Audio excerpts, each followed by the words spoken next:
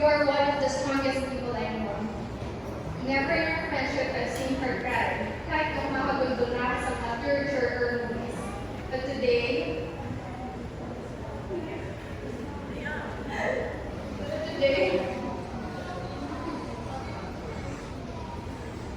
we shared some tears of love and joy. I'm just happy that someone truly loves me, a strong, independent woman. So thank you, Ian. Cecilie knows the adventurous in Ian. She lived in different cities and was always looking for a new environment. From Sacramento, LA, San Jose, Seattle. I'm so glad we finally found our home in Ian. And no doubt this marriage will be the most incredible adventure yet. I will never forget this one late night talk we had in Bali. Sabi mo, best masaya ako kung nasan ko ngayon. Like I genuinely felt yung self-love and contentment.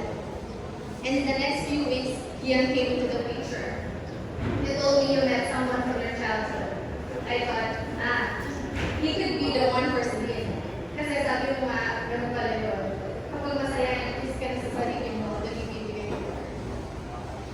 Ian, I know it's a bit odd that we've only met now after wedding.